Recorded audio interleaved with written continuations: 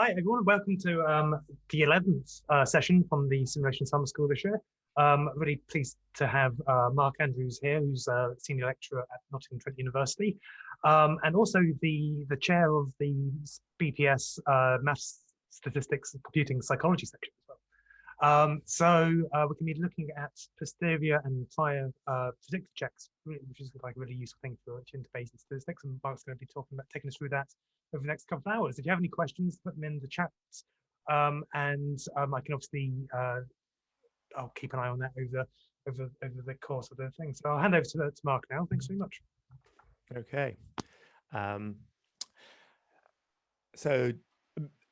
Just as Ollie said, I am a senior lecturer in the Department of Psychology at Nottingham Trent, and there I teach statistics. I've also been doing advanced statistics courses, particularly on Bayesian statistics, for quite a few years now. And so some of this then is this is kind of part of some of the courses that I have been teaching over the years on Bayesian methods more generally. So the plan for this 2-hour session then is that I want to start by just kind of giving a very brief overview of Bayesian data analysis. Now, some of you may be very familiar with this already, and so this will be just nothing new. But I'm just assuming that some of you will be relatively new to Bayesian methods. And so if we were to dive in and start talking about this particular method known as posterior predictive checks without talking about the more general background, you might feel a bit lost and confused. So I want to give that general background, but of course I want it to be quite brief as well.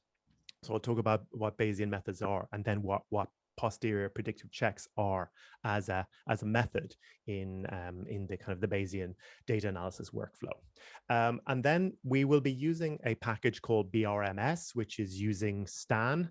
And again, I'm going to assume that some of you are familiar with this, have used it, and maybe are very experienced with it.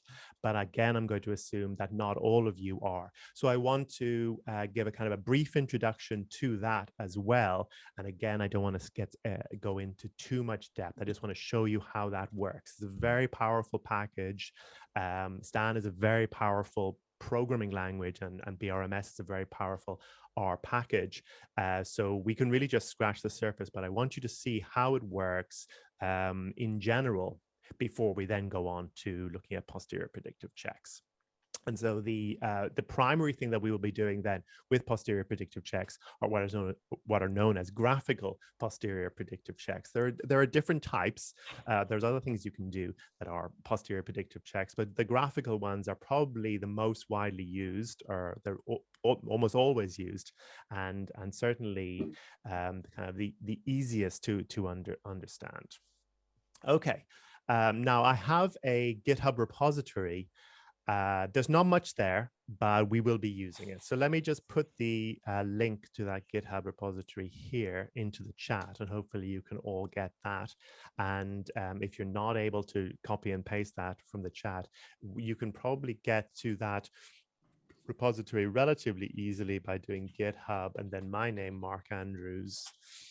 And then just that'll bring you to my page, and inside the repositories listing at the top there, you should see Bayesian _PPC, and that's it. Right. Now, what is in here at the moment is primarily just some data sets that we will be using, and we'll be able to read these into RStudio directly using the URLs. We won't have to download anything. So that's the primary thing. But in addition, the scripts that I will be using in this session, as soon as I start coding here, I will oh, by the way, I'm assuming everybody's looking at my screen. Is that correct, Ollie? What you're saying? Okay, great. Yeah. So the screen, the script that I will use then, I will post these up. I'll push these up to GitHub at the end of this session. So or rather, as soon as we take a break, which we will take a break for a few minutes at around 2 p.m. And I'll push it up then, and I'll push up the script, the remaining script at the end. So you'll be able to come back to this script later if you wish to do so. Now, one final thing on the GitHub repository is that down here on the front page, you see using BRMS and Stan online. And there's a link here to a binder-based, Docker-based RStudio server session, which has got BRMS and RStan installed. So if you click on that, you should see this page here. And this is spinning up a binder-based Docker container, which is running RStudio server. And so that usually takes about 10 seconds or so to get up. There we go. Okay, now that's an RStudio server session that's running on a server in Germany that, provided by the Geises Institute. And in that server, the container for the server, BRMS and RStan has been installed. Now, the reason I'm providing this is because, as some of you may have already encountered, installing Stan and BRMS can be tricky.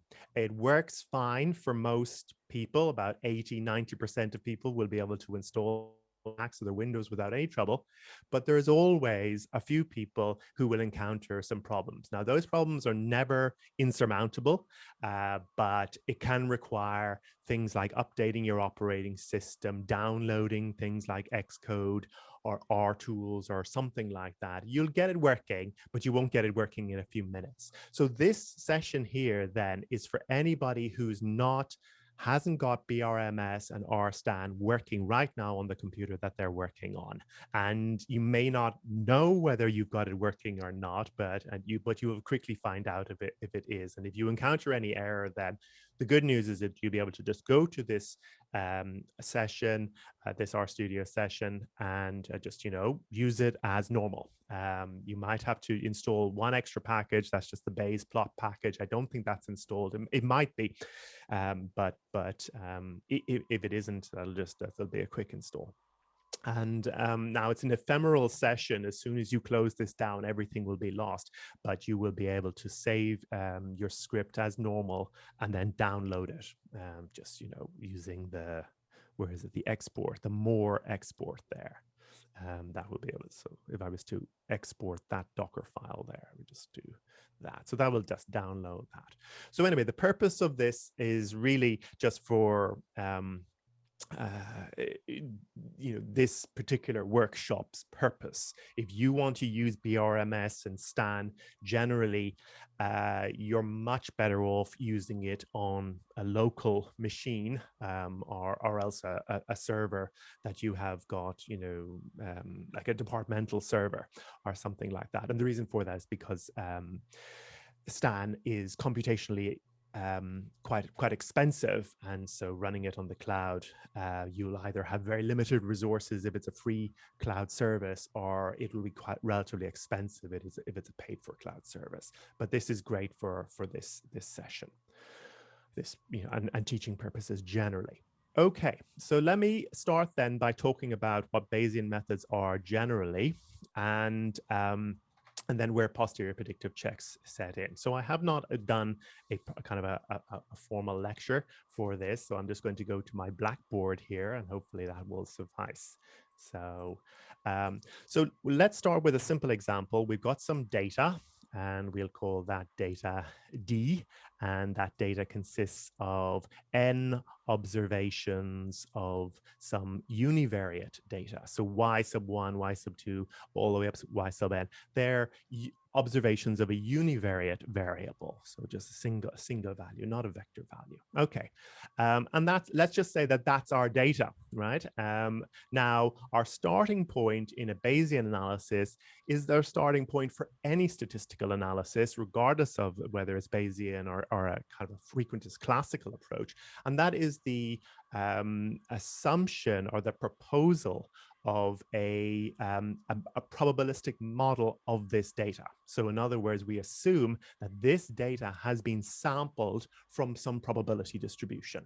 So we could write that as something like this. If we assume an IID process, which just means that we assume that each one of these n observations has been sampled independently from some probability distribution. We don't, by the way, have to make that IID assumption, but let's just say if we did, we could say for I in 1 to n, our probabilistic model then would be y sub I has been drawn from some probability distribution, and I'm just going to write that probability distribution with f for function, and that probability distribution will generally be parameterized by some parameter, and I'm just going to our set of parameters, and I'm just going to signify them by the Greek symbol theta, right?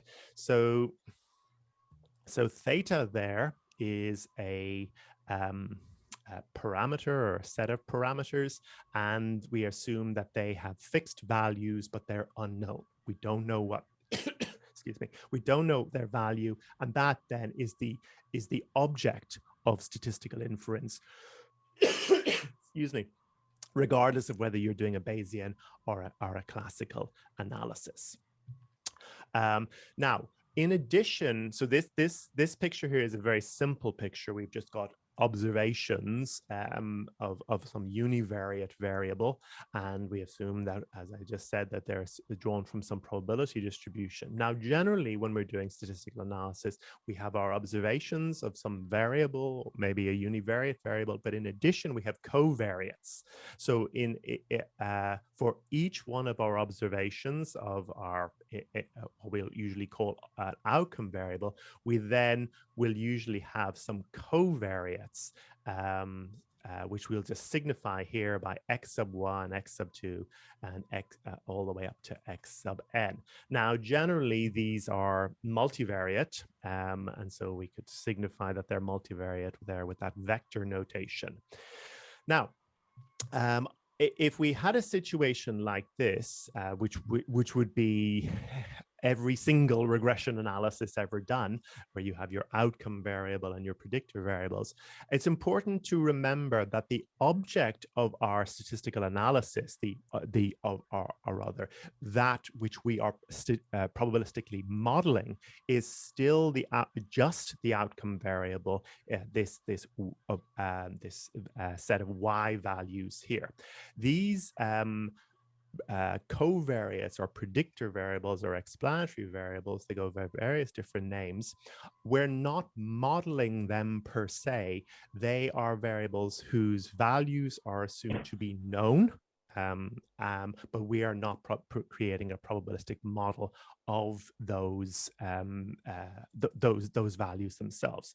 Now, the way an example then of a probabilistic model that has a set of univariate observations of a univariate variable and a set of predictor variables or covariates, then could be something like this. We could say for each I in 1 to n, instead of y sub I f theta there, we could have something like y sub I is drawn from, let's say, for example, a normal distribution centered at mu sub I with a standard deviation of sigma, variance of sigma squared, and then mu sub I is and let's just say our explanatory variables there.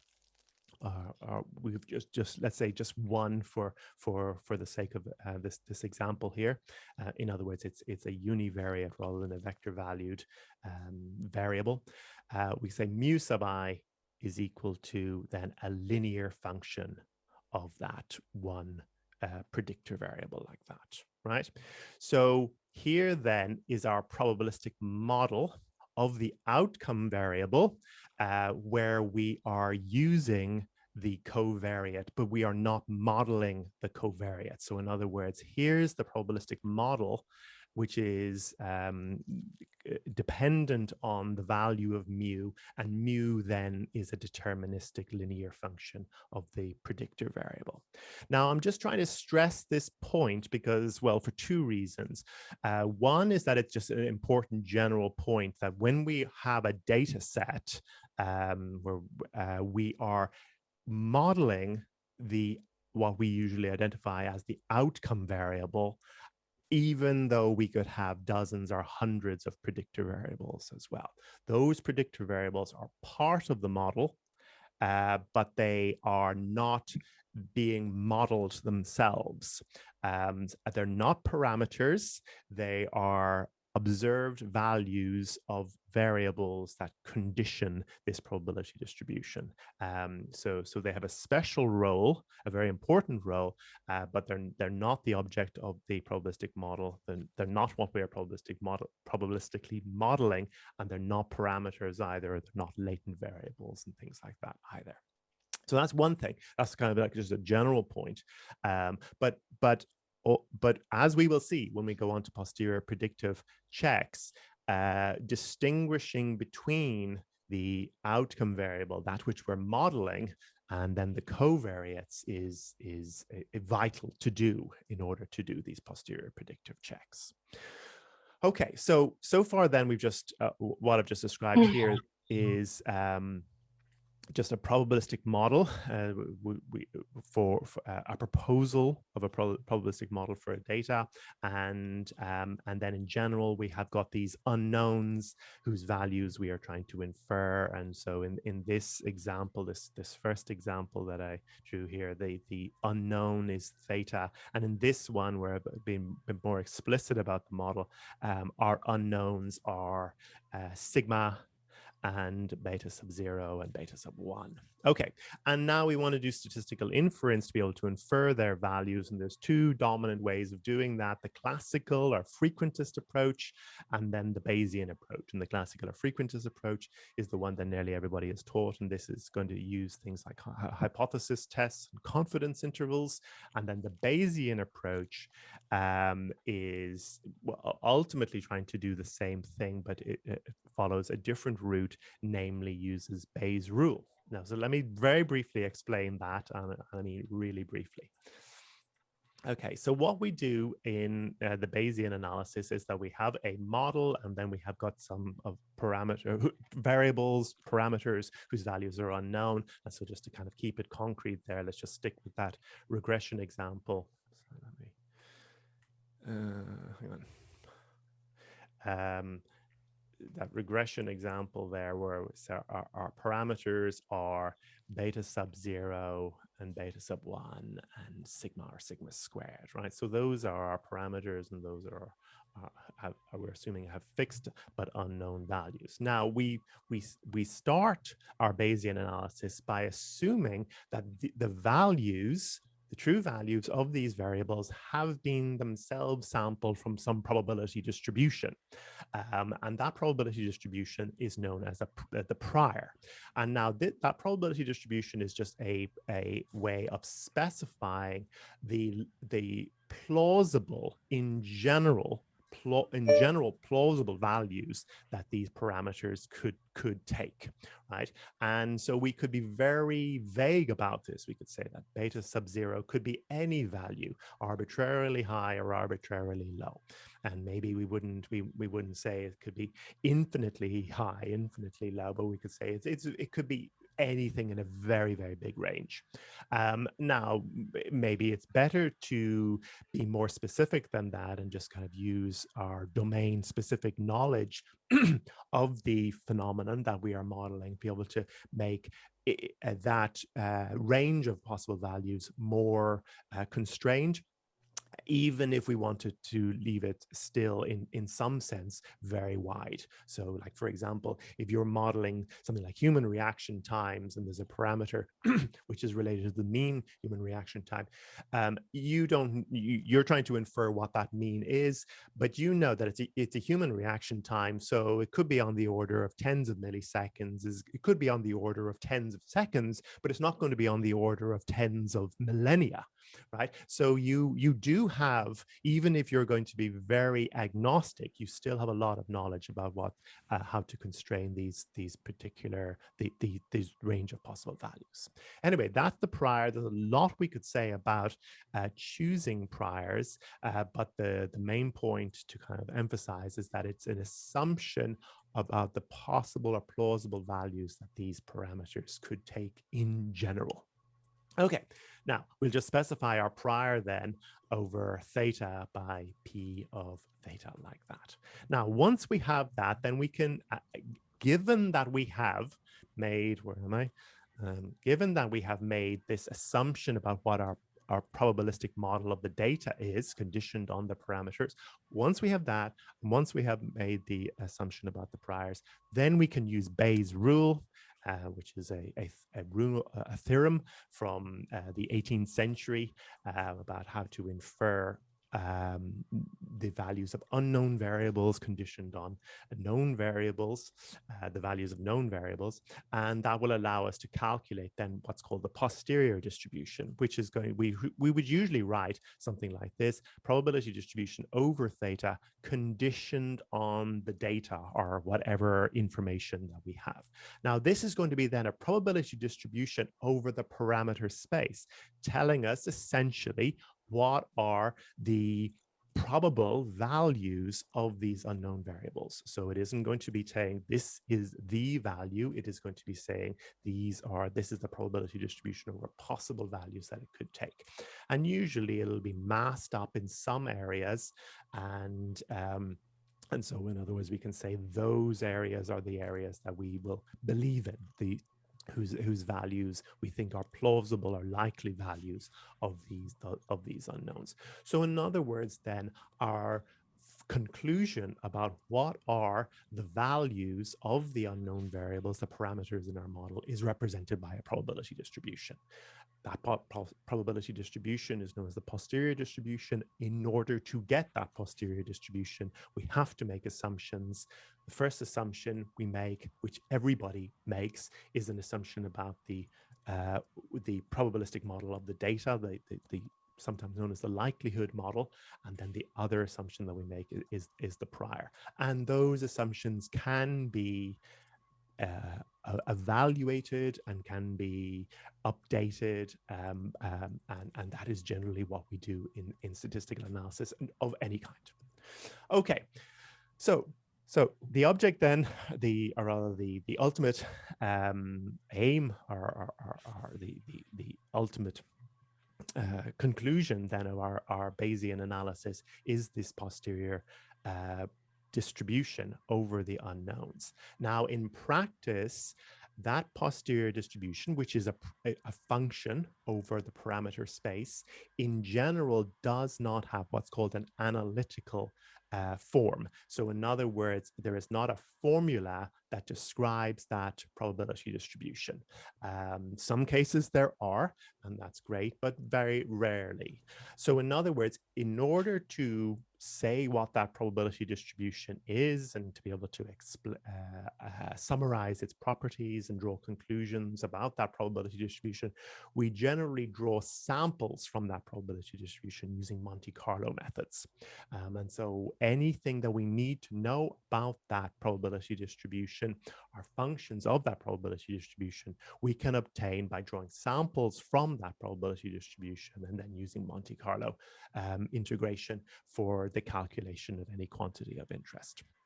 Now, this is the way that virtually all modern Bayesian data analysis is done, because we have the computing power to do this very easily. We did not have this a few decades ago, and a few decades ago, analytical methods were used much more widely because you could just calculate, you work out a formula for your posterior distribution. Now, that would limited your options considerably, so it's a much better way now.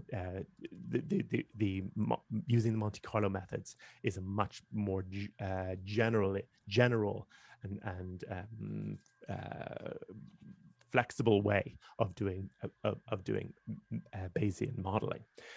Now, that's where BRMS and STAN come in, or rather, that's where STAN comes in. STAN is a probabilistic programming language. So in other words, what you do in STAN is you effectively write some computer code that describes this model that you have assumed and this prior that you have assumed. So, you know, I've just said there, P of theta is our prior, but we would be more specific about that, say exactly what is our probability distribution. Are we saying it's a normal distribution or whatever over that parameter space? Now with STAN, that's all you do. You specify what your assumptions are, and then it works out,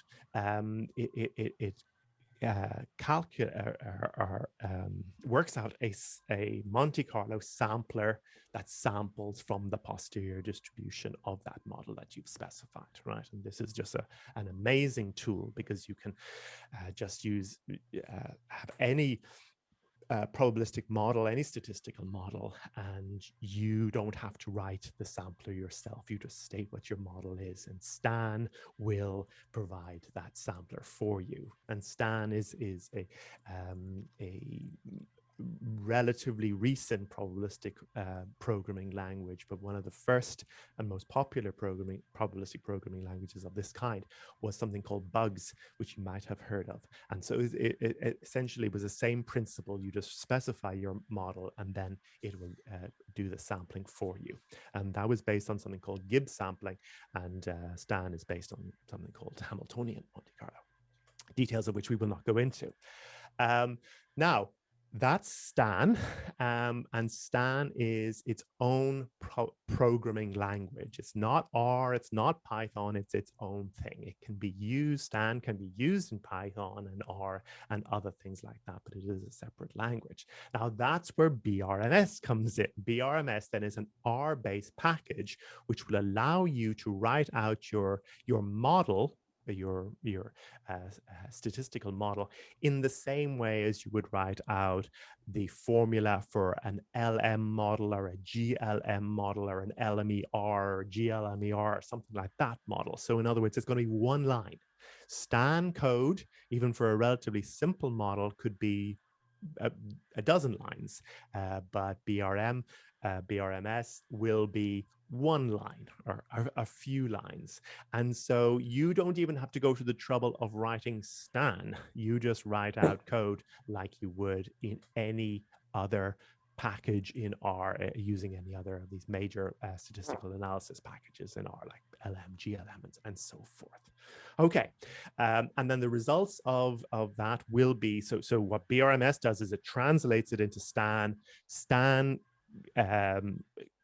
calculates your sampler, draws the samples from the posterior distribution, and then sends them back to BRMS, and then BRMS will summarize them for you and give you direct access to the samples and so on. And that's what we will be doing today then. So let's go on now to using BRMS and just seeing a very simple example.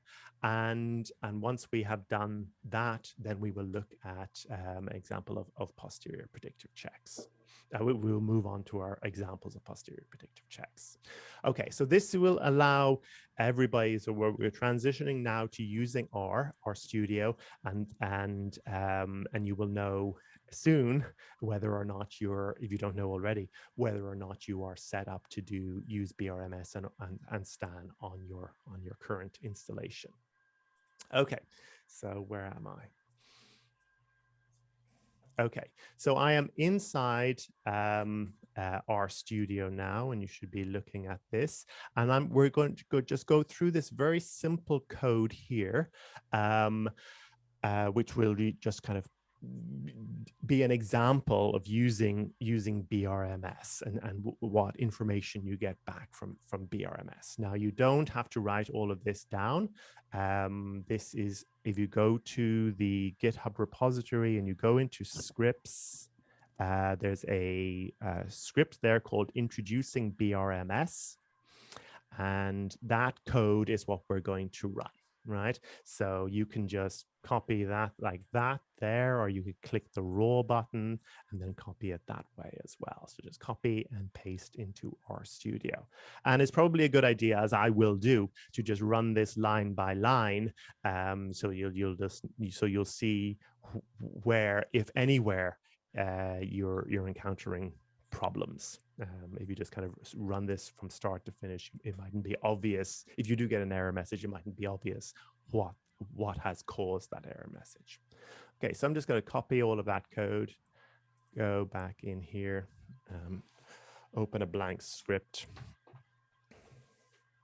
and paste it in there. Okay, so for starters, we're just loading up two packages, Tidyverse, of course, and BRMS. Now, if you don't have either of those, you can install them, but the Tidyverse, that'll be installed quickly, but the BRMS, if you don't have that installed now, well, I'm going to guess you're going to have, you've got a relatively high probability of encountering some problem.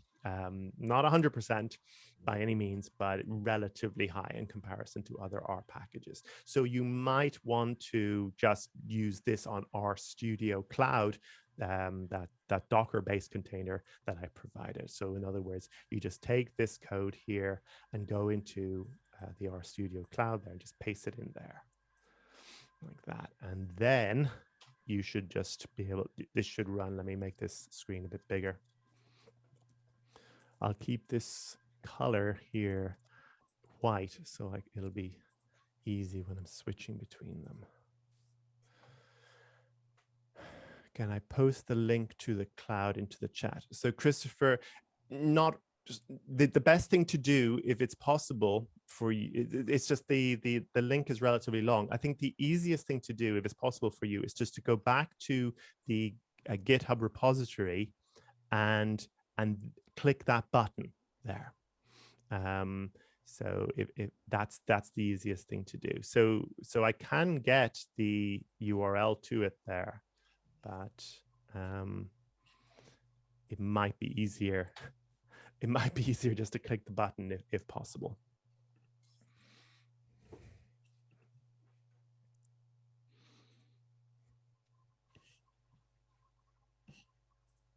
Okay, where was I?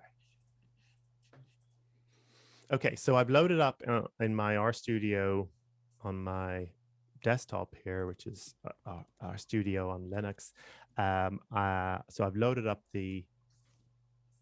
Okay, great. Yeah, I wasn't quite sure about whether that link would work, just because I have encountered some trouble before with that, and it's just the button usually makes it easier. But it does make sense that it works. Whether there's no reason why it shouldn't work. I just have encountered some trouble with it before. Now, everything so far looks fine, by the way. And if you kind of got this far, that's good. But you usually will find out later rather than at this point whether there's a problem with BRMS. And not so much a problem with BRMS, but it's just not everything you need is installed and configured correctly. Okay, so what we're going to do here is, first of all, just create a very simple toy data set. And the way I'm going to just do that is just step through all these lines of code here, starting on my line 6, which just sets the seed. Get 25 data points, 2 predictor variables, a few coefficients, an intercept term, and the coefficients for the 2 predictor variables, and then sample some data for the outcome variable, and then just create a data frame of all of those variables, the outcome variable and the 2 predictor variables. And so the data set that we're going to be modeling then is this one called DF. And so it's got 3 variables, x sub 1, x sub 2, and y. Okay, now we're going to just model that using a normal linear model. And if we were doing that the standard non-Bayesian way in R, we would just use the package LM. So that line there, my line 24, is just going to run your normal linear regression. Now, and just to quickly look at the results of that, you can I'll just do it here. Summary, MLM, and you get back, as you can see there, amongst other things, you get back your maximum likelihood estimator for the intercept term, for the coefficient for the first predictor, for the coefficient for the second predictor. And then you have this value down here, 1.356, that's listed there as the residual standard error. That is, in fact, the estimator of the sigma variable, and you can actually get that back directly, the standard deviation of the residuals, that is to say. You can get MLM. You can get that back by just doing sigma as well. So in other words, in this model here, we have 4 unknowns: the intercept term, the coefficient for the first predictor variable, the coefficient for the second predictor variable, and sigma, which is the standard deviation of the residuals. So in other words, we're assuming that the residuals are normally distributed with a particular standard deviation, which we signify by sigma, and the estimator of that is obtained there by, well, it's listed there as the residual standard error, and it could be obtained by sigma. Residual standard error, by the way, is a misnomer. It's the residual standard deviation. Anyway, that's the classical frequentist maximum likelihood approach. We're not looking, we don't want to get into it, but from those estimators, we can use the sampling distribution of those estimators and do p-value, get p-values for hypothesis tests and confidence intervals and so forth. Now, without going into those details, let's just go on to the Bayesian version of this. And what I'm doing here is I'm using the defaults for everything in BRMS. So I said, as you recall, that to do a Bayesian analysis, you must specify priors for your unknowns. And so in other words, we must have a prior probability distribution over this 4-dimensional parameter space, beta sub 0, beta sub 1, beta sub 2, and sigma, but we can leave those to their defaults. We can allow BRMS to have default priors, provide default priors for us. And that's what we're doing right here. So as you can see in this code, we're not specifying priors, but that is not to say that there are no priors being specified. There certainly are, but they're being specified by a default method being used by primarily BRMS. So it's kind of some defaults being set by BRMS, some being set by Stan. Okay, now the main point really is this here is how similar line 30 is to line 24. I mean, it's literally 2 characters different. So it's LM being replaced by BRM, and just shows you, I think, how easy it is now to do highly flexible, advanced Bayesian analysis in R. So in other words, if you're proficient with R already, there's nothing much there's no real practical hurdles to doing Bayesian analysis. Okay, so let's just run this, and at this point you'll know if you've got a problem, and if you do have a problem, well, do it on the RStudio cloud, the RStudio server, the Docker binder RStudio server, and you won't have any problems. So I'm just going to run this line here. There we go. And as you can see down the bottom here, it says compiling Stan program. Now, the output that you might get back on the cloud, let me just do this here. Let me just run this here. The output that you get back, oops, I need to, excuse me. The output that you get back here says compiling the C++ model. That is simply a different version of BRMS that is being used. So one thing, when I was setting up this RStudio server using Binder and Docker, I could not get the most recent version of R 4.1 and the most recent version of BRMS working. Now I think I can, but I just eventually, but I was just encountering some problems. So what I did was I just used an older version of both. So I kind of used R as it was around this time last year. So it's like R 3.6, I believe, and then it'll be the version of BRMS as it was last year. Now that's perfectly fine. Not much has changed in either. Well, things have changed, but nothing that has major practical impact for present purposes has changed in a year. So this is perfectly sufficient for now. But I'm just kind of making the point that if you're using the more recent version of R and a more recent version of BRMS, things could look slightly different in your output here, or rather there, if you're compared to here in the RStudio cloud. Okay, now what's happening, I just finished there on the cloud, that period of kind of seemingly doing nothing was where basically BRMS had translated its code, which was this one-liner, into Stan code, and then compiled a sampler from that code. So, or rather put it like this: BRMS wrote Stan wrote C++. The C++ code then was compiled into a sampler. That process of compiling took about a minute. So it takes 30 seconds to a minute or so. And if you've got a big model, it could take many minutes.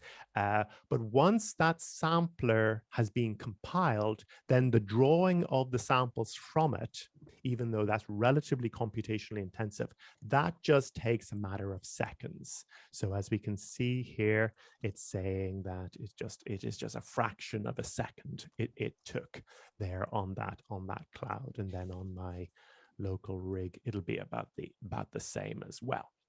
Okay, and it says there that there's 4 chains, and we'll see in just a moment what they are, what chains are, in case you are not quite sure.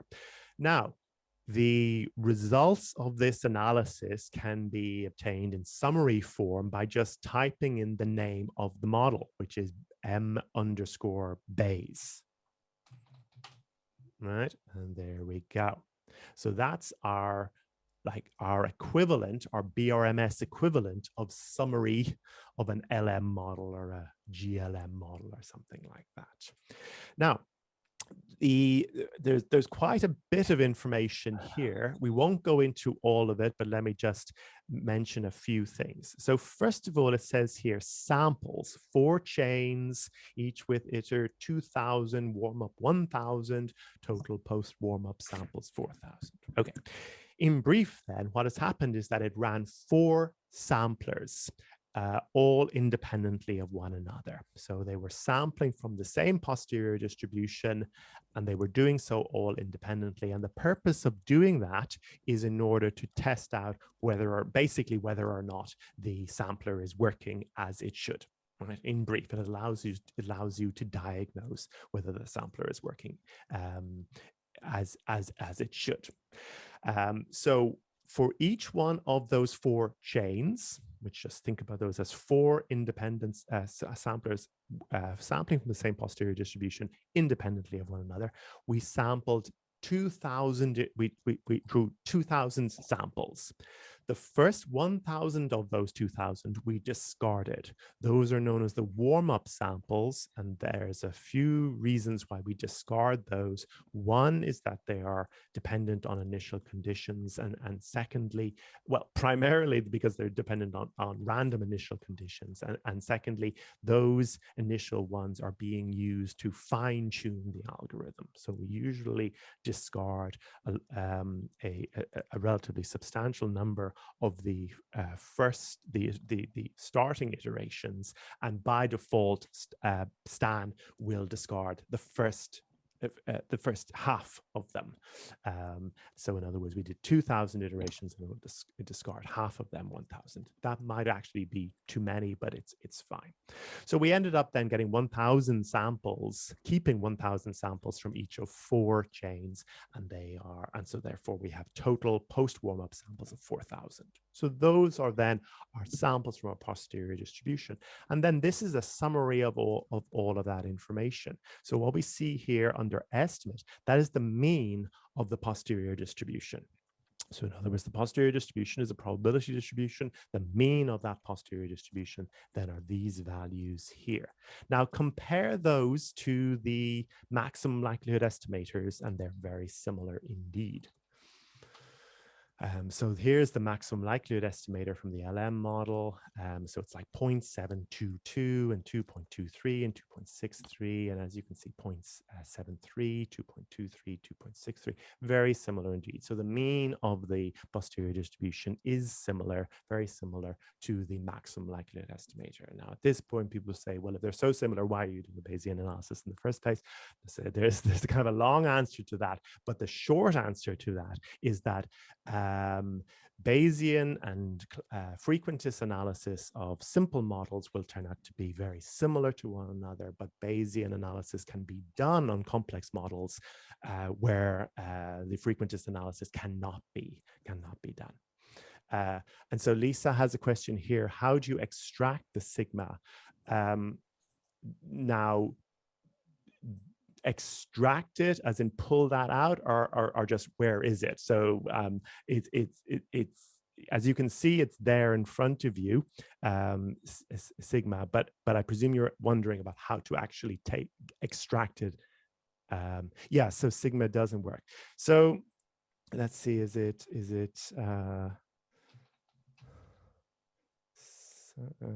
there is a way of doing this. Let's see. All right, I'm constantly frustrated by having to read something off a screen and write it down, which is like not the point of coding. Sure. Yeah, of course. And you can definitely pull it out, right? I'm just trying to think about the easiest way of doing it. So one thing you can definitely do is you could say posterior, where is it? Posterior samples, right? And then it's going to, so that number, let me just back up here. That number that we're looking at right there, the 1.43, that's the mean of the samples from the posterior distribution, right?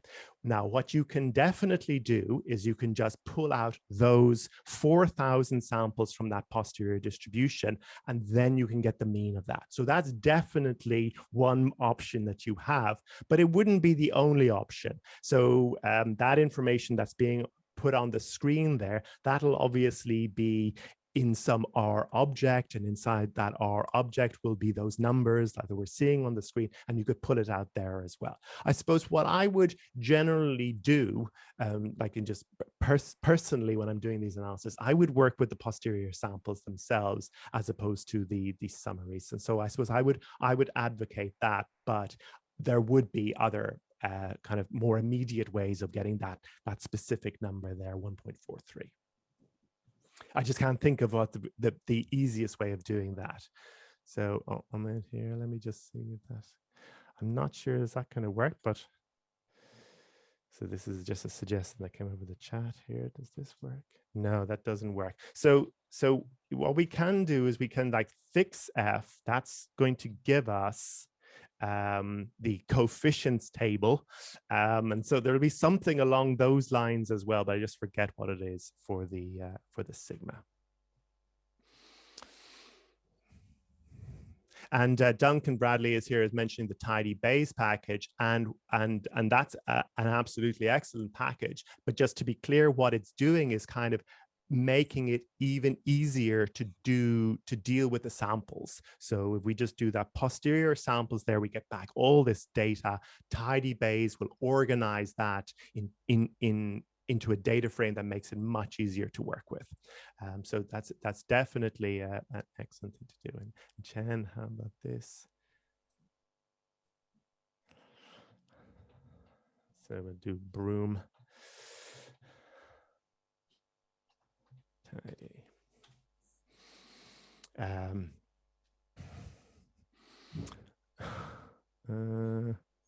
Yeah, so what that is, that's really just a another version of the, let's just see what we would get back if we just do the posterior samples themselves. I presume that's just going to be a, yeah, there's a hang on. A posterior summary. There you go. That's the one to use, I think. Posterior summary, and then just the sigma estimate, right? There it is. That's the one you're looking for, Lisa.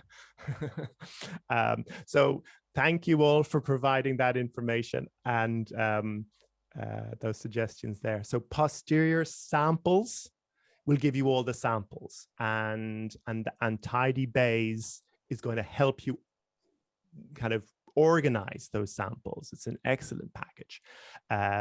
Posterior Summary, on the other hand, is probably the one that is the most straightforward way of getting the information that we see on the screen right here, like these numbers here. So it'll just be this little table, and the estimate column is the mean of those posterior samples.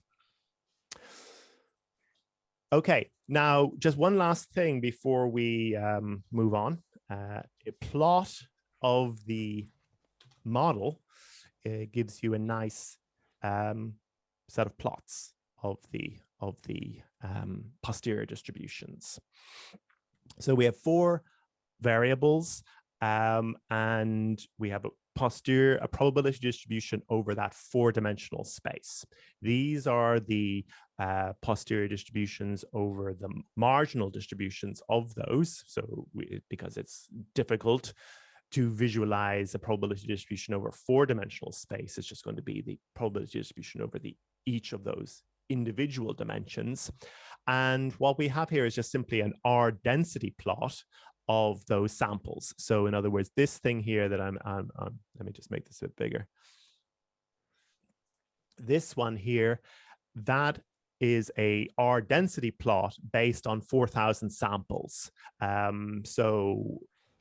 If you ever use a density plot, you know that it kind of smooths out essentially a histogram. So my point here is that don't kind of overinterpret these kinks. They're just the the slight kind of irregularity to it.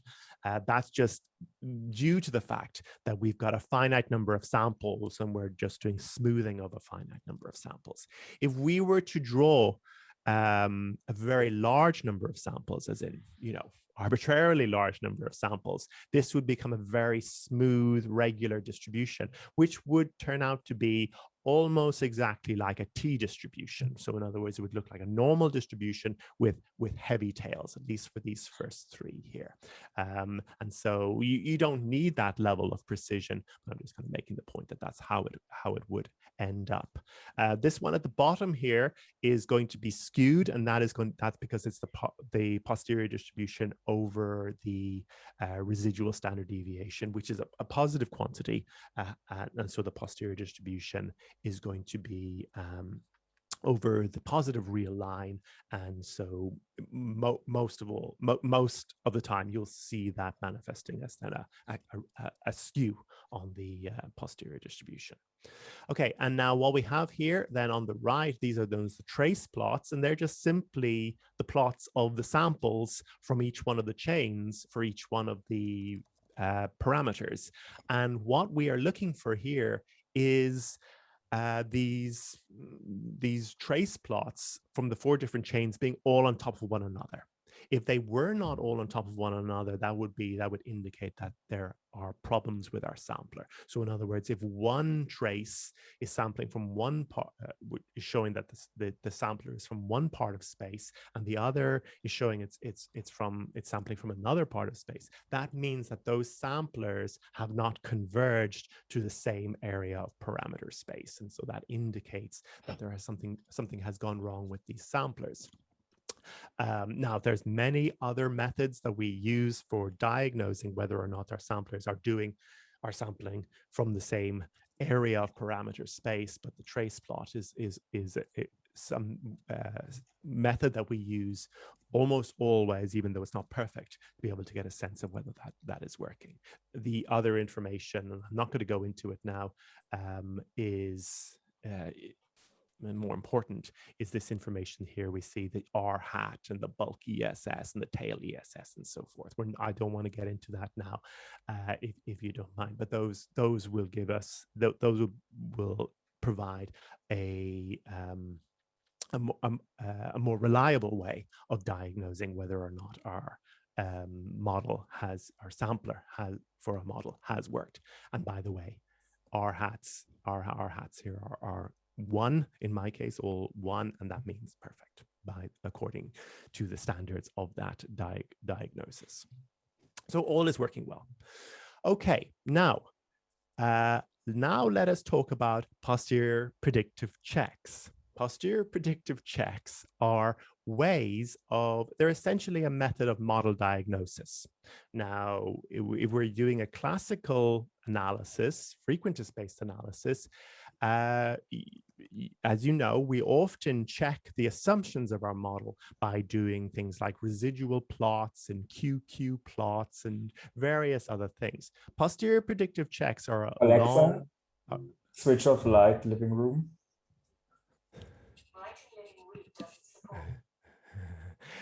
So posterior predictive checks are of a similar purpose.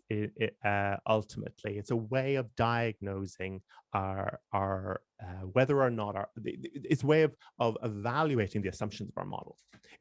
It's for Bayesian models. It is evaluating the model that we've assumed, which, as I said, would be the starting point for any analysis, Bayesian or not, but this is going to be using Bayesian methods for that evaluation.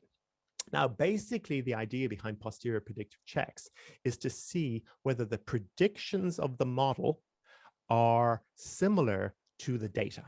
So in other words, and let's just kind of go back to this here. So here, y sub 1, y sub 2, all the way up to y sub n, that's the data that we are modeling. And we said that we have got a set of covariates for that. And so like in the analysis that we just did there, our outcome variable was the y, the variable called y, and we had 2 covariates, x underscore 1 and x underscore 2. Right. Now we have done a Bayesian fitting of a model, and from that, then we can make predictions about future data. What type of data could we get back from this model that we have inferred? And does that data, and I mean the outcome variable, then look like the data that we had in the data set that we're analyzing? So it's to be able to evaluate, are the predictions of the model in line with, are compatible or incompatible with the patterns in the data itself. Okay, now it's much easier to do this for a concrete model other than trying to talk about it in abstract. So let us do that now. Now I said we'd take a break for a few minutes. Because we're transitioning onto a new topic, maybe it's a good idea to take that break right now. What do you think, Ollie? That sounds good to me. If everyone else is okay with that, should we 5 minutes? Do you think? Yeah, that's fine. And do you want to just pause the recording? Yeah, I'll pause the recording, and we'll meet back here maybe at 2:05. That's probably a good time. Okay, what I can do here, I can do this countdown clock. There we go. Does it do the countdown sound as well? Recording. Right. Okay. Now for this, the analysis that we're going to do here, we're going to use a data set called affairs, which is on the GitHub repository. So if you go to the GitHub repository, in the data directory, you'll see a CSV file called affairs. If you click on that, and then if you click on raw, you get the, you can obtain the URL to that CSV file, which I'm going to paste into the chat now for everybody. Now we can use that that URL there, and it has to be the raw.github user content URL, and we can just read that then directly into RStudio here. So read in affairs data. So if we do, assuming that we've got tidyverse loaded up, if we do read underscore CSV, and then you paste in that URL and just make sure that it's in quotation marks, and then read that data frame in as affairs underscore DF, or whatever you like. It doesn't matter. You can call it anything you like, but I'll be calling it affairs underscore DF. Okay, let's take a brief look at this data set. So we've got 601 observations of 9 variables. And just starting on the second one there, we have gender, and then age, years married. All the individuals in this data set are married. And then we have a variable indicating whether they have children or not, how religious they are, what their education level is, what their occupation level is, and the rating of the marriage on a scale of 1 to 5, I believe. And 1 means not happy, and not a happy marriage, and 5 means a happy marriage. And then the first variable, affairs, is the number of extramarital affairs that person said they had in the last 12 months. And we see that the first 10 individuals, which are being shown on the screen there, they have reported 0 extramarital affairs. But if we were to look at the bottom of this data frame, but just let's say a tail there, we see that they're not all 0, and there's a relatively large number of them, about 150 or so, who have non-zero numbers. And those non-zero numbers then are numbers like 1, 2, 3, and so on up to 12. So what we so Lisa's question there is 12 the max cutoff. That's a good question. So I actually went to the original paper. So this paper was published in the 70s. I believe the data was collected in the 60s, but the paper that kind of popularized it was in the 70s. And I went to that paper, and if I recall correctly, 12 means every month or more. So it's not actually 12. It's or rather once per month or more. That's what it means. So in other words, it's not actually 12. It's some number greater than 12, and we will see that with some other numbers as well. So shows a weird distribution. So count. So you like.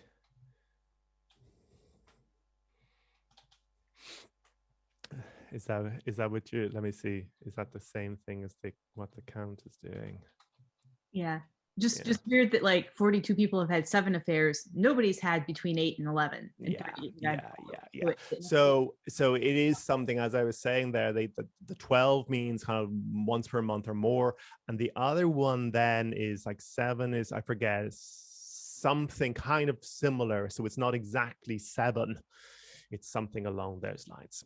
So that point there is an important one, because kind of naively looking at this, and as I believe the way it was written in the description of the data set is it just says the number of extramarital affairs that person has reported, but it's not quite that. You have to look at it, and you can kind of see that it's not quite just the number that they had or said they had.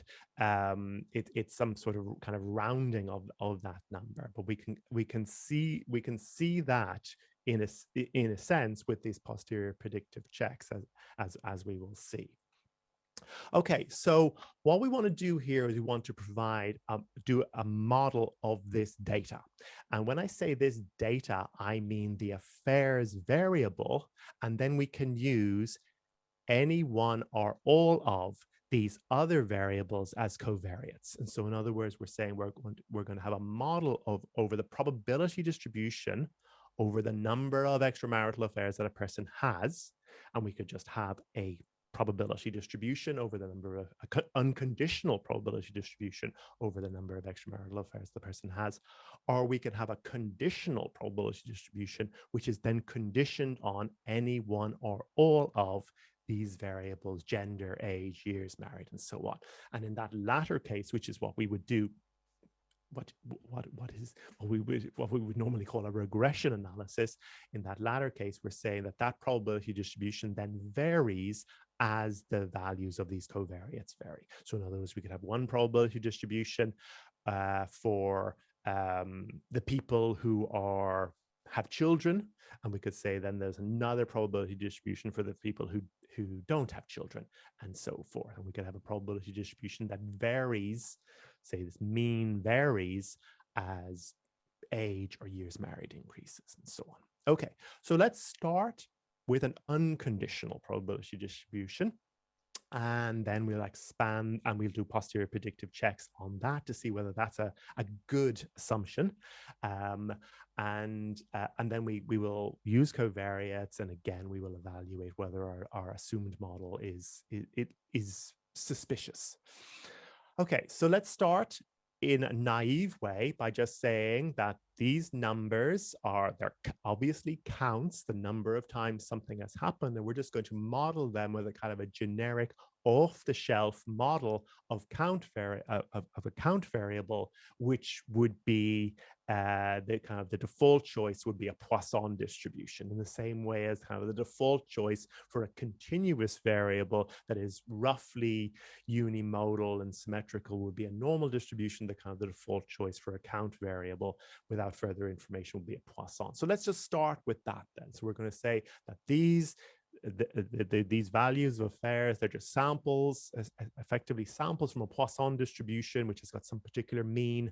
And we're saying that Poisson distribution does not, so for starters, we're saying it does not vary by gender, age, years married, children, et cetera, et cetera.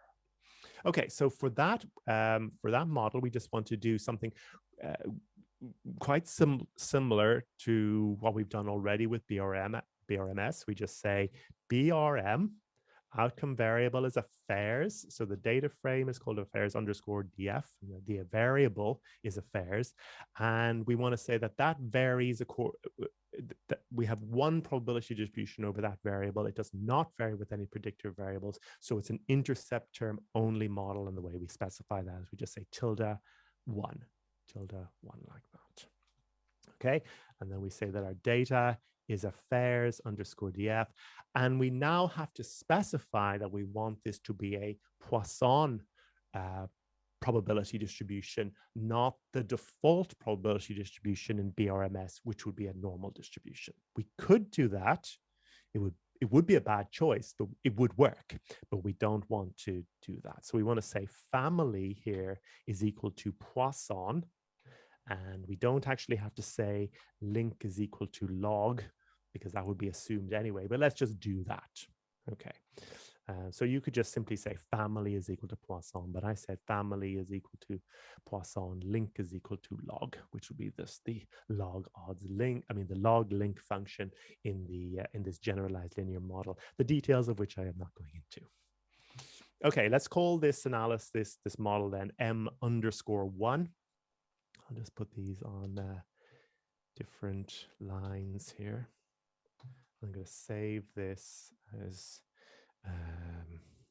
workshop _script. And I said that I would have pushed this up to GitHub, but I obviously forgot to do that. But I will do that now. Scripts, workshops, script. Let me just see. Yeah. Add script.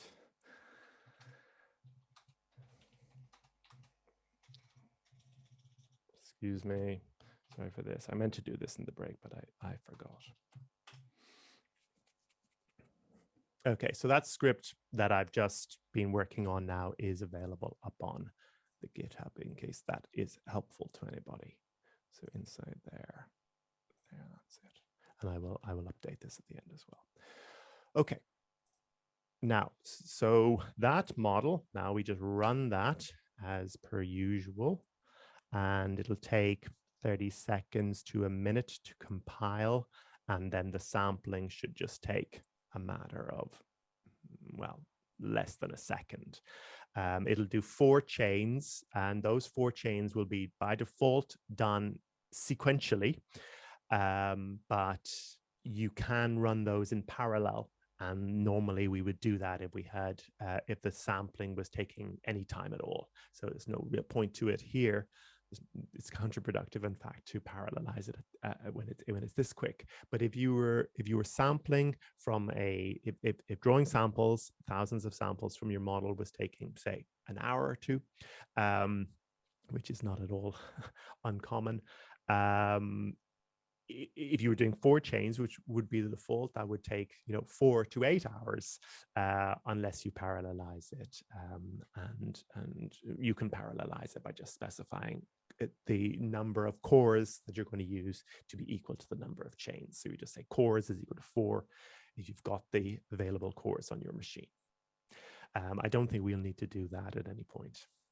Anyway, we've just done this. Now let's just take a quick look at the results, and what we see here is that the mean of the logarithm of the mean of the posterior distribution over the logarithm of the mean of the Poisson distribution is 0.38, right? So if we were to exponentiate that, which we could do this way, along the lines of what we were talking about earlier about putting this information out, we say fix f m_1, and then we just say intercept.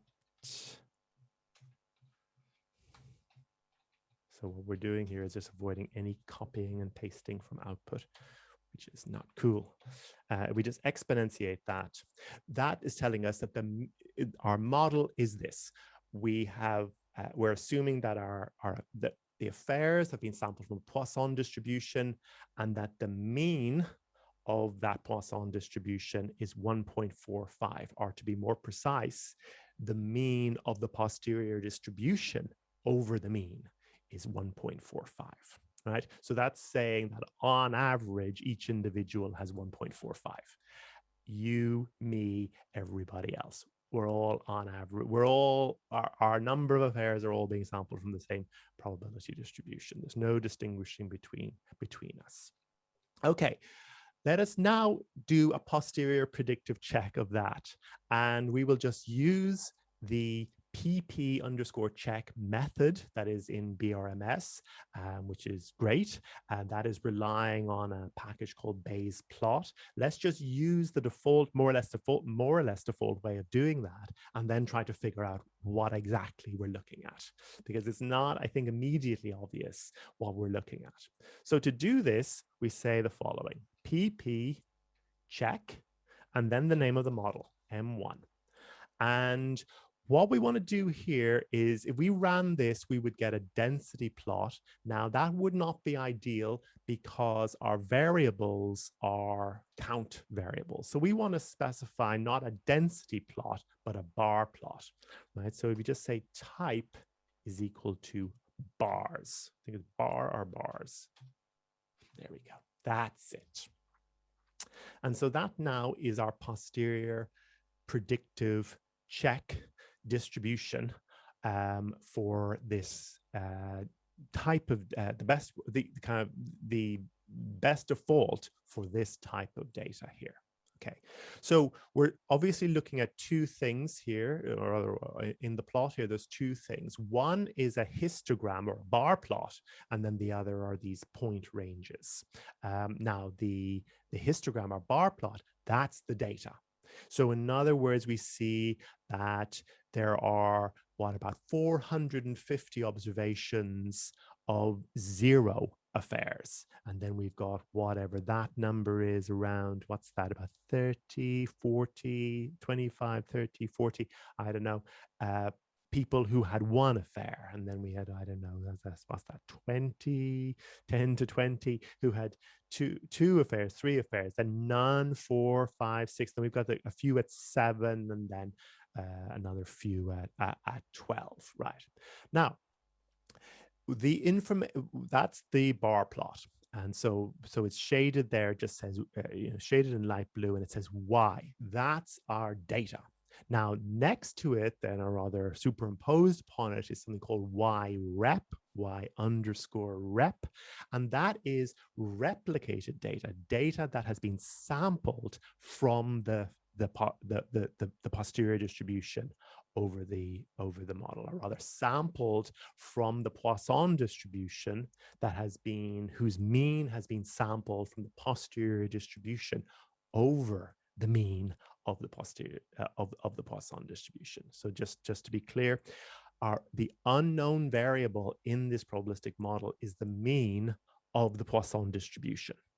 And so we've got a posterior distribution over that mean, and we draw samples from that posterior distribution that defines a Poisson distribution, and then we draw samples from that.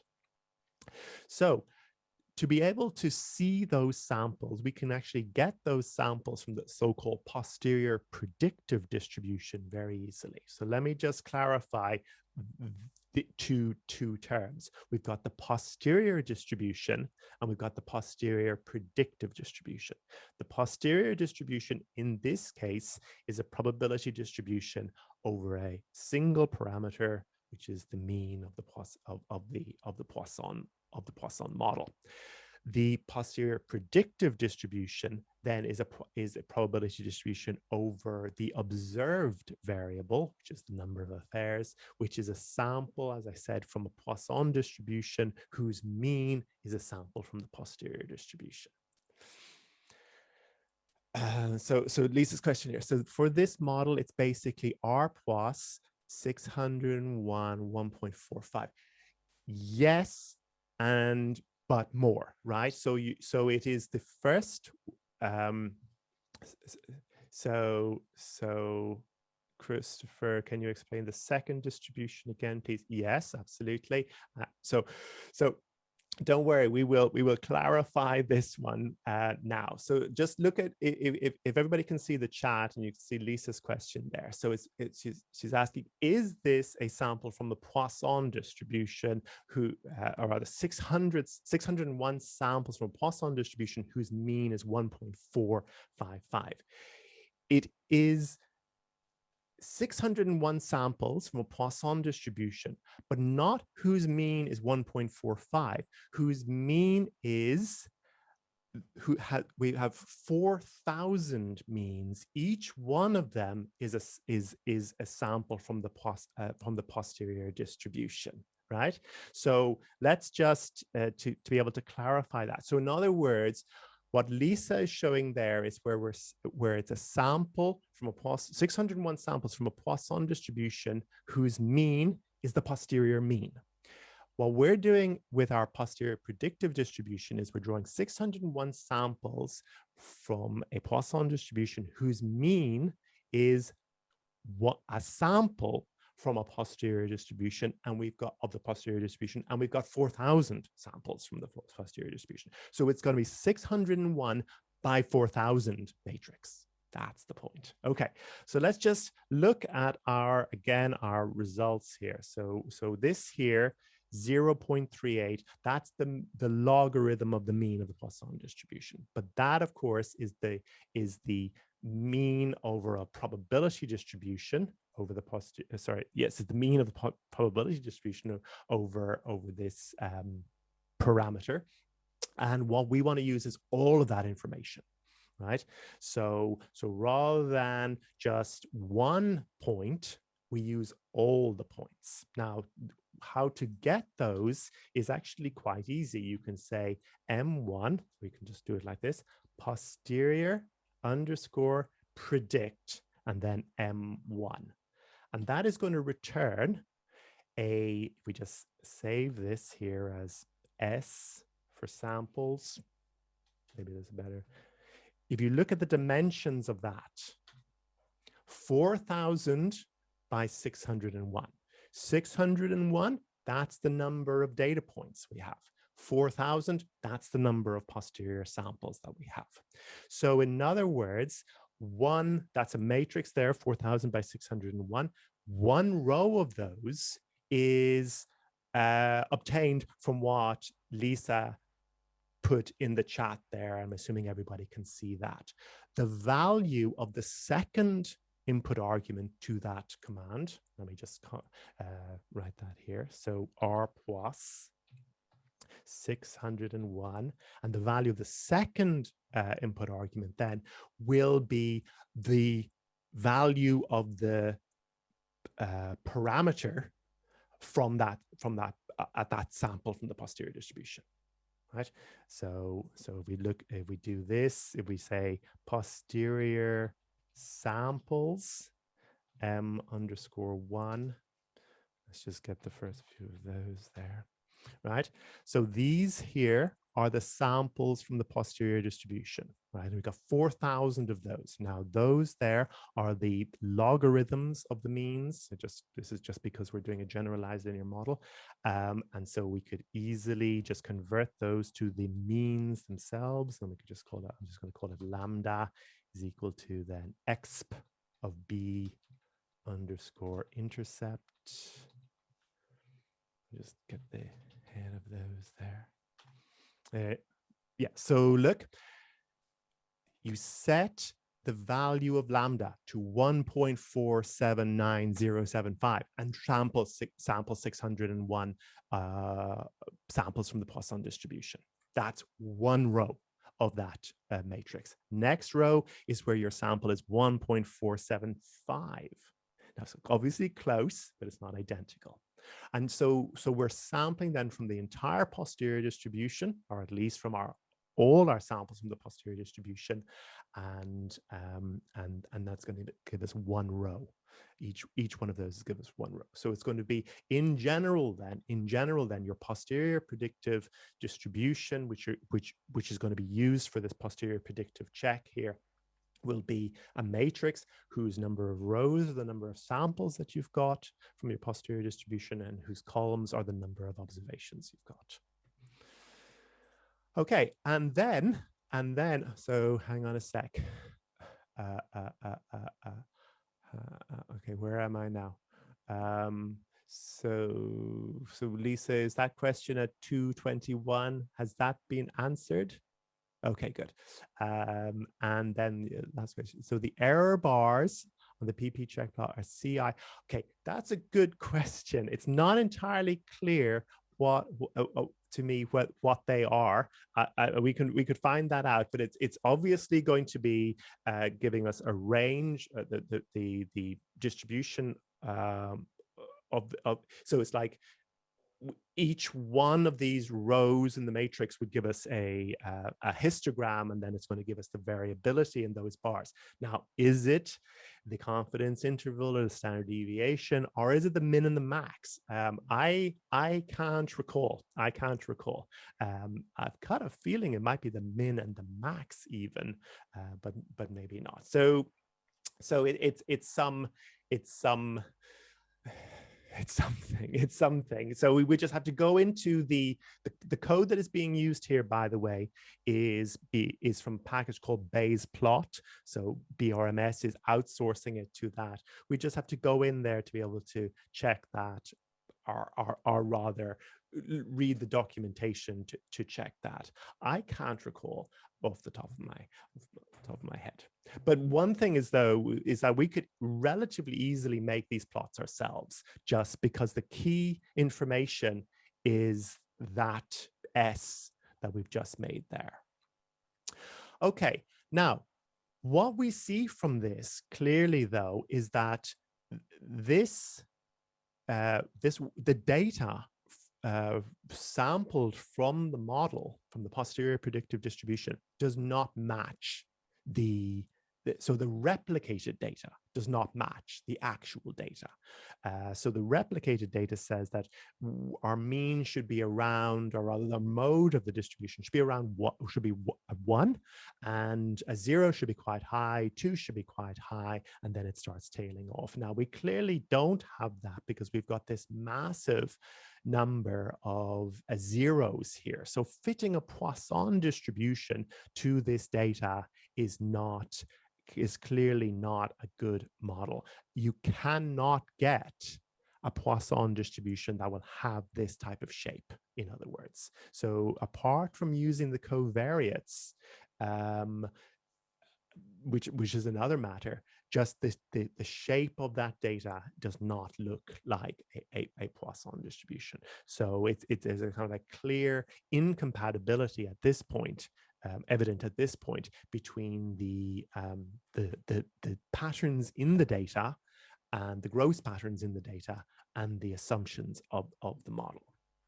Okay, now there are many different posterior predictive, graphical posterior predictive checks you could do, but just one other that we'll do for just comparison purposes. If we do PP check, type is equal to hist. There, do that one there. So PP, so just like before on line 44, but instead of bars, do hist. Yeah, and we just get an error message down there. I think we can probably, that's not an error message, it's just a typical ggplot warning message. I think we could probably get around it like this. Bin with 1, try that. Yeah, that's it. It doesn't matter. Okay, so here what we're doing is, okay, actually, one thing I should have clarified here is that by default, just going back here, yeah, by default here, the number of samples it uses for the posterior predictive checking plot is sort of variable. So we do have 4,000, but it will not by default use all 4,000. What we can do, so those point ranges there are going to be based on a relatively small number, and it might even be as small as 10. But if we say here, n samples is equal to null, it will use all 4,000. So I should have actually clarified that point earlier on. So there now is the posterior predictive distribution plotted using all 4,000 samples. The first one around used the subset. Now, this second plot that we're doing then in line 49, that each one of the subplots is based on one sample from the posterior distribution. So in principle, we could use all samples from the posterior distribution, but we would have a gigantic plot. We would have 4,000 subplots. So we generally don't want to do that and we want to keep the number of samples then to a relatively small number. And it was there, that's 10, right? So you know, maybe we could get that number to be a bit higher, let's say 20 and samples 20. But you know, if it gets much bigger than that, it's going to start being difficult to visualize. It'll become too cluttered. Now, what we see here then is that these light blue histograms, they're just representations of the Poisson distribution according to the sample from the posterior distribution over the parameter at each one of these samples. And we can see here very clearly that the data is distributed differently to these, right? And that's the point, right? The predictions of the model do not match the gross shape of the data. There's something, there's an obvious incompatibility there. What we're looking for here really is incompatibilities. So it's obvious differences that shows you that there's a mismatch between the assumptions of your model. And by the way, the assumptions of our model here, this is again not a Bayesian issue. It's just the model that we have assumed as the starting point for our analysis, namely a Poisson model. That is not then in line with the way the data is shaped. The data with that huge spike at 0 in particular, that's not what Poisson data looks like. Okay, so what we can do then is we can start expanding this out. We can start, expanding our model, in various different ways. Now, one way of doing that would be to use all the covariates. So in other words, we're saying that, well, our data is not some IID model, in other words, independent samples from an identical probability distribution, namely a Poisson distribution with a particular parameter, the value of with a particular value for its parameter, but it's going to be a different Poisson distribution for each different possible value of those covariates, those predictor variables, right? And so we can look at, well, what would be the shape of the posterior predictive distribution in that case if we used all the data there. Okay, so let's just try that then. So we're going to do something very similar to this model here. So I'm just going to copy and paste this whole thing. We're actually just going to change one character. So use all the predictors. So instead of one, just put dot. And that's just a general R thing that will use all the remaining variables as predictor variables in a regression model. So nothing specific to BRMS or Bayes here. And we change that to M_2. So in other words, what we're saying is the following. We're saying that the number of affairs someone has is sampled from a Poisson distribution with a particular mean. That mean is a function of their gender, their age, their number of years they've been married, the happiness of their marriage, how religious they are, etc., etc., etc., for all 8 of those other predictors there. So just remember that there's 9 variables in total, and so the outcome variable is affairs, and so we're using all 8 of these here. And so that's just going to be a generalized linear model. So in other words, it's saying that the logarithm of the mean of the Poisson distribution is a linear function of gender, age, years married, children, religiousness, and education. Okay, so let's fit that.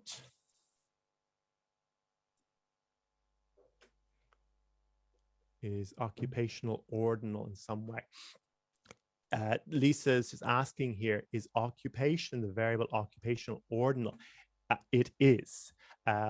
It is, as I understand it, and it's just from the description of the data, on a standard scale, which that is used in, say, occupational psychology or something like that, on an integer scale from 1 to 9 or 7 or something like that. And then lower values are lower skilled, higher values are more professional, but it is absolutely an ordinal variable. And we're just treating it as a continuous variable because we don't want to get too complicated here. Now, Sarah Chadwick has a question here. Just to check from earlier, for the posterior predictor distribution, we take a sample of data distributed from the value of lambda sample. Okay, so I think from what you're describing there, your understanding is correct, Sarah. But let me just clarify, which I think I should have done this earlier. We have got a Poisson distribution, and the mean of that Poisson distribution is lambda. Now, in our generalized linear model, we're saying that the logarithm of lambda then is a linear function of our predictor variables, or if we got no predictor variables, it's just a constant, right? Okay, so that number that we saw back in our output from M1 there, let me just get this.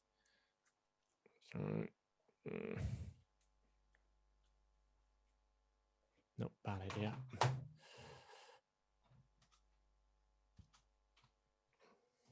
So that number there, 0.38, that's the logarithm sorry, that's the mean of the posterior distribution over the logarithm of lambda.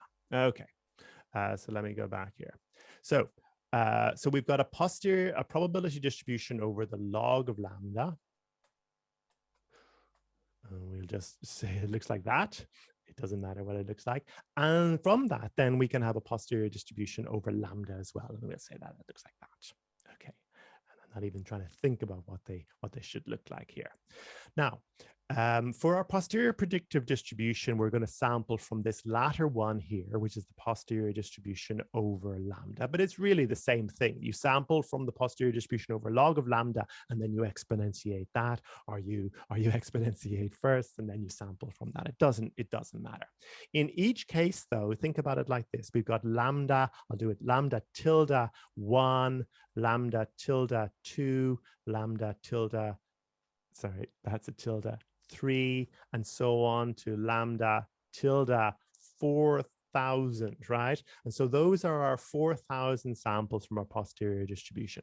For each one of those then defines a Poisson distribution over our number of affairs. So each one of those then is a probability distribution over the entire non-negative integers.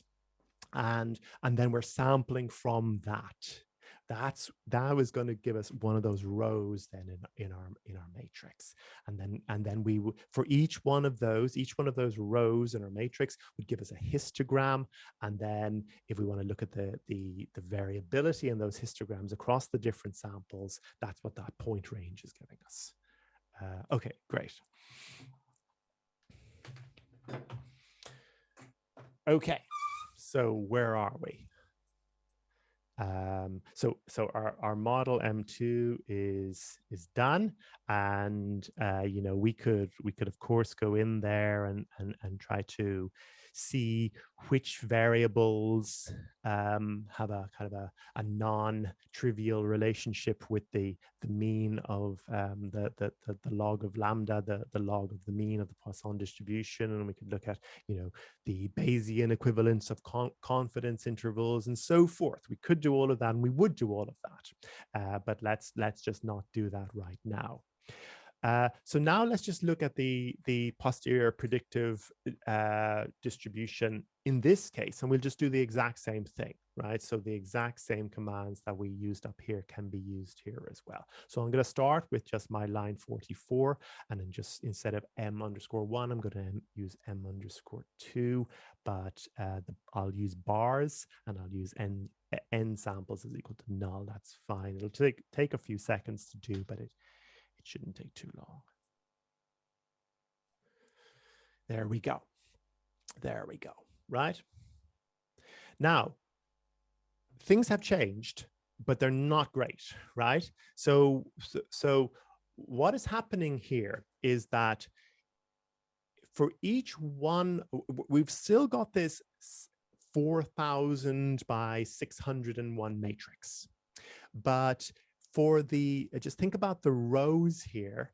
What we're not doing is we're not sampling from the same probability distribution for each one of the elements of that row. For each one of those elements, we're using the values of the predictor variable at that observation. Okay, so let me try to make this clear. If we let me do it up here. So I'm just going to again just do a copy and paste job here, more or less. Okay, so this is, I'm going to call this S_2, and it's going to be the posterior predictive distribution from M2, right? And then the dimensions of S_2 will again be 4,601. And remember, that's exactly what they were when we, for S, which was the posterior predictive distribution, samples from the posterior predictive distribution, rather, for M1. Now, the difference being that our M1 model was an IID model, I independent, I identical, D distribution. So in other words, we're saying that for each one of these 601 observations, they're just drawn from the same Poisson distribution. That the mean of that Poisson distribution is set by the sample from the posterior distribution, and we've got 4,000 of those. But it's going to be the same thing in each case. Now, it's not the same at all when you've got predictor variables. So in other words, we've got S_2 there is clearly 4,000 by 601. The first row of that is the values are determined by the values of the sample, the values of the parameters from the posterior distribution, from that sample from the posterior distribution. That posterior distribution now is going to be a probability distribution over a 9-dimensional space. 1, 2, 3, 4, 5, 6, 7, 8 plus 1, a 9-dimensional space, right? So in other words, we've got 4,000 samples from a probability distribution over a 9-dimensional space. That's one thing. But for each one of our observations, then we've got a particular value for gender, age, years married, etc. And that's just the data. So if we just go to our data set there, we're saying, what if you have a man who's 37, who has been married for 10 years, no children, religiousness 3, education 18, occupation 7, and rating 4.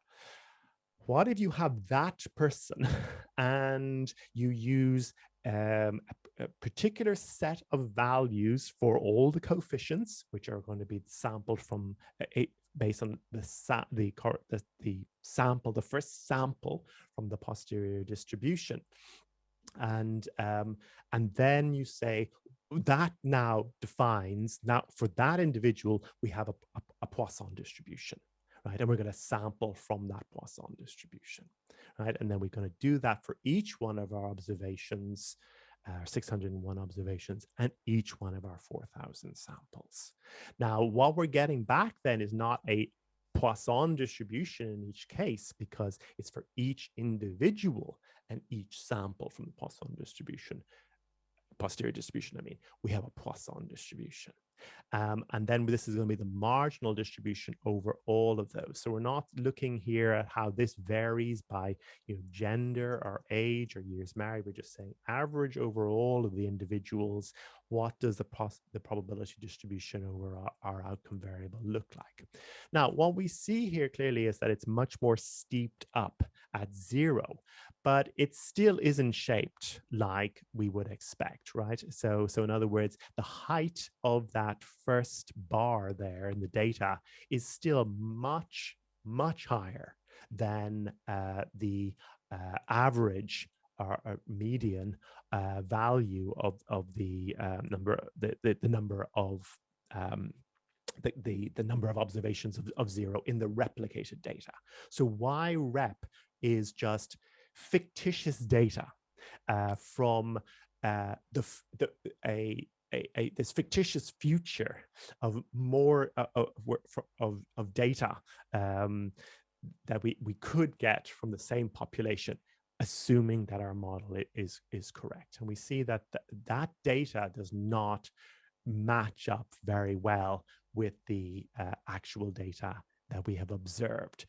And in particular here, there's a few things that are very obvious, right? That first bar is much higher than we would expect. And then the next ones are much lower. So 0 is obviously up there, 450. There's 450 observations of 0. And then there's a much smaller number of observations of 1.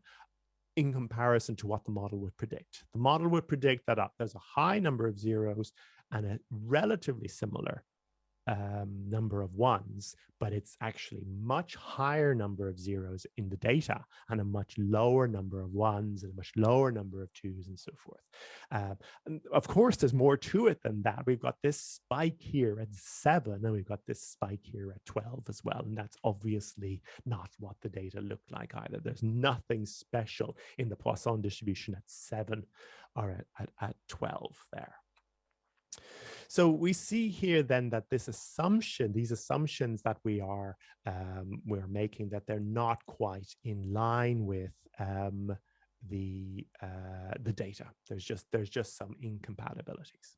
Okay, so one way of dealing with this problem that is evident with this large number of zeros is to use a zero inflated model. So we could use a zero inflated Poisson model. We could also use a zero inflated, say, negative binomial model. We won't do that. We'll just do a zero inflated Poisson model. Now, what this does is it effectively says that there's two types of people here. There's those who have affairs and those who don't have affairs. Those people who don't have affairs have zero affairs, and there's a certain probability then of having of being that type of person. And then there's a certain probability of being the type of person who does have affairs, and that data then is distributed as a Poisson distribution. So a zero inflated Poisson model is a mixture model. There's a mixture of two distributions. There's a zero distribution and a non-zero distribution. So Ahmed has a question here. Can we add an informative skewed prior instead? You can, but that is not going to solve the issue here. So it's not an issue of the prior isn't the problem. The problem is the assumption of the model of the data, right? So the prior is just going to say what is the prior probability distribution over the parameters of your assumed model, namely your Poisson model. That's not the thing that is causing this trouble. Now, we haven't gone into priors here and seen what can happen with different priors, but it isn't the problem. The problem here is the assumed model. So it's just like if you've got data that is non-normally distributed and you're modeling it as a normal distribution. You've got some skewed data and you're modeling it as a normal distribution. It's the same type of problem there. So it's not a Bayesian issue, a prior issue. It's the assumption of the model itself. Okay, so let's do a Poisson, a zero inflated Poisson model. Now, to do this, we use a kind of an extra piece of information inside of BRM, or rather an extra function inside BRM called BF. And let me just write it here, and then I'll explain what it's doing. So to do it, we'll just do something very similar to our M2 here. So I'm just going to copy this. And so this is going to be our zero inflated model. Okay, now inside, instead of affairs tilde dot, do this. Say BF, open brackets, affairs tilde dot, that's fine. And then comma, ZI tilde dot, and then minus affairs. Now this is going to have to require some explanation, but it is a very handy way of setting up this model. So let me just paste that there into the chat. So in other words, it goes BRM open brackets and then BF for BRMS formula. So BF is just a way of specifying kind of more complex formulas in BRMS. Okay, so the first thing is affairs tilde dot, right? And that is basically saying that we are we're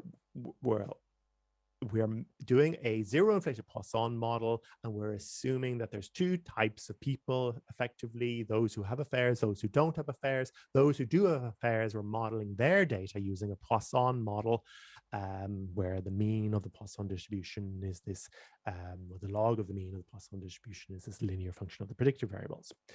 Then we are saying that there's that we're modeling the probability of being the type of a person who has affairs or who does not have affairs, and we're modeling that as effectively a logistic regression model, and that's what this second piece of information is doing here. So we say ZI tilde dot, and then minus affairs is just saying we want to use all the predictor variables, but we don't want to use affairs as well. Right, and so we're just so it's just that if we said there ZI tilde dot, that would say predict the ZI, which is a kind of a special formula, or sorry, a special symbol used for the specification of a zero inflated model. right? So ZI clearly is not a variable in our data. It's just a way of informing BRMS to use a zero inflation model. But ZI tilde dot left on its own would say predict ZI, which is basically the probability of being, you know, a person who has affairs or not, using all the predictor variables, or rather all the variables, which would include affairs itself, and that would just give us, that would be a very strange model. I mean, kind of almost mathematically impossible model, where you've got affairs as an outcome variable and a predictor variable at the same time. So the dot minus affairs is just a kind of a shorthand of saying all the variables except affairs. Okay, so that's M3.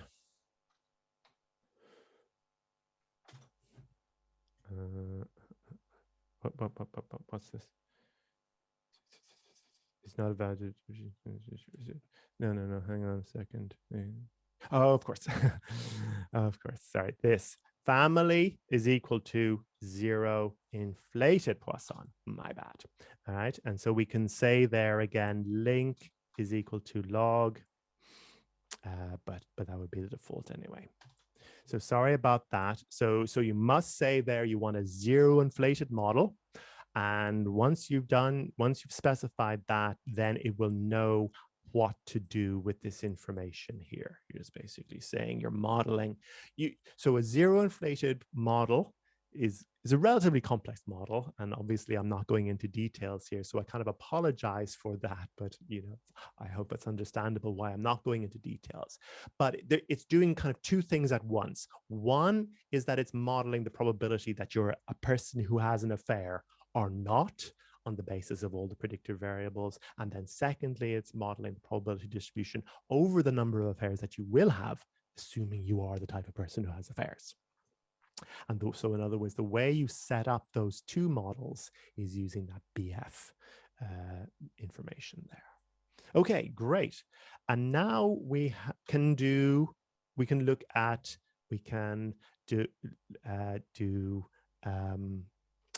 our posterior predictive checks. So we say PP check M3 type is equal to bars, and then we say n samples is equal to null, which means all of them. It's not necessary to do that, but we might as well. It's not. It doesn't take much time to do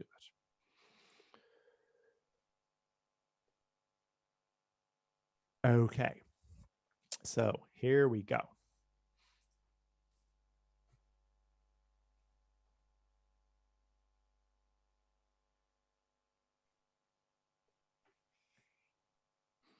So I'm assuming that that's all working for everybody. So maybe it's not, or maybe it's still running for you. But let me just kind of go through this. Things have changed, clearly, right? We have got the Y rep now, the data sampled from the posterior distribution is much more like the data, the actual data. We've got this we've dealt with this big spike at 0. And that's what we would expect by using a 0 inflated model. And then we've got these, the lower number of ones and twos that we would expect, right?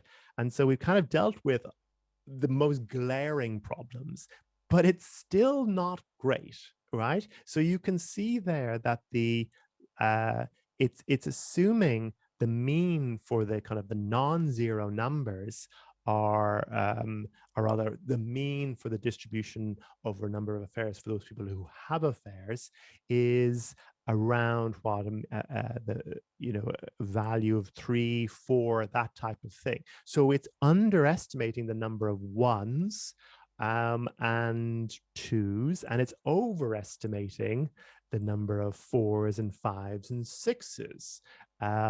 Now, so there's something wrong there, and maybe one way of dealing with that might be a 0 inflated negative binomial. So there's a peculiar, well, a characteristic of a Poisson distribution is that its mean and its variance are identical.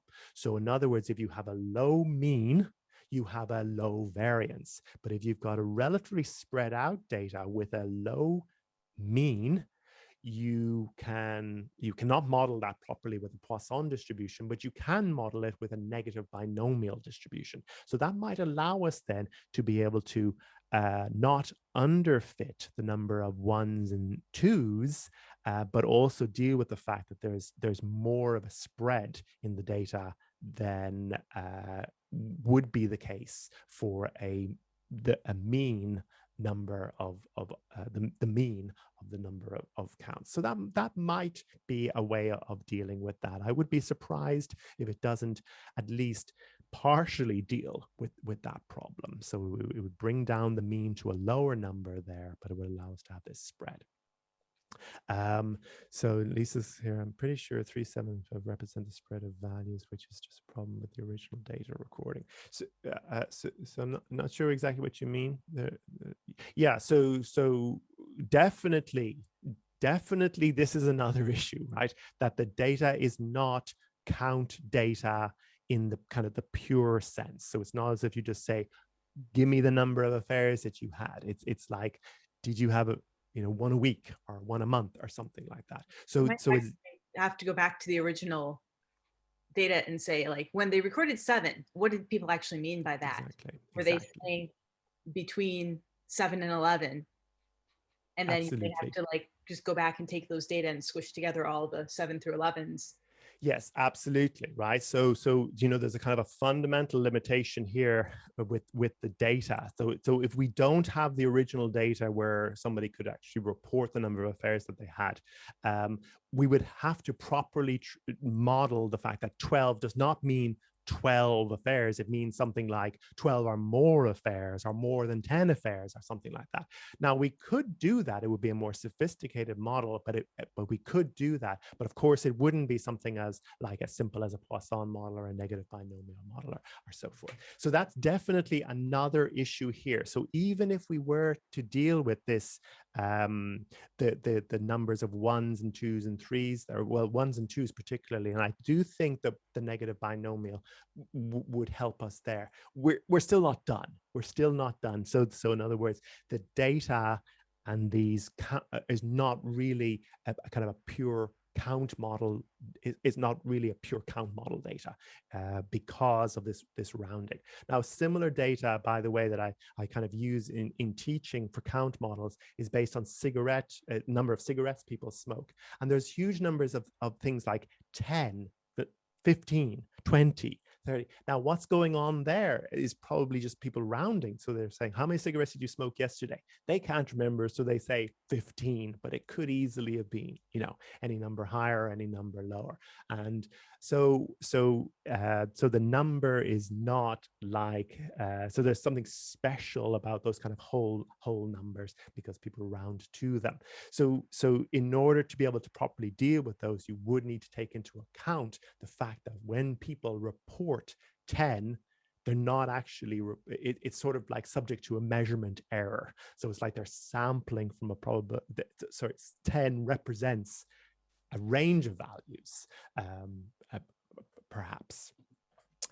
Okay, so we're at the end of the line in terms of time now. Is that correct, Holly? There's quite a lot more that I wanted to go through, but that's okay. We need an extra hour, so yeah. Okay, so let me just say something and kind of wrap up then. So the main point behind all of these posterior predictive checks is really quite a simple one. You're looking at the predictions of your model and you're comparing them to the patterns in the data, right? Now, you can do that in many different ways. And what we've been doing here is kind of like one of the simplest ways of doing it. But there are really many different ways you can look at what the model is predicting for future data compared to the actual data that you've got. And it's just that, and that, by the way, is something that we kind of do in non-Bayesian analysis as well. It's just that the Bayesian analysis will, like, for example, with hypothesis testing, where we're doing something similar and we're saying, what kind of data would you expect if the null hypothesis were true? And how does that line up with the actual data that you've observed? So we're doing that type of thing generally then in our model evaluation.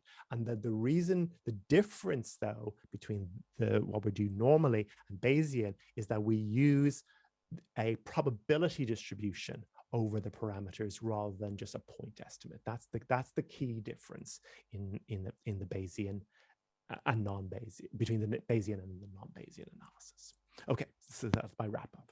Great. Thank you very much, Mark. That was absolutely amazing. I remember trying to do posterior predictive checks and prior ones using like before these functions were available, and it'd be like a page of code or something. And this is like really sort of fast way. Yes, absolutely. So I've been doing Bayesian analysis since the 90s, and I can tell you that things are just getting better in terms of practicalities. It's just becoming easier and easier and easier. So before it was could take weeks of coding before you could actually do anything of practical value. Great. I'm just seeing if anyone has any questions at all. Before we got a couple of minutes if no one else is. If not, yeah, absolutely. Ask away. I can stop the recording just in case anyone's a bit shy.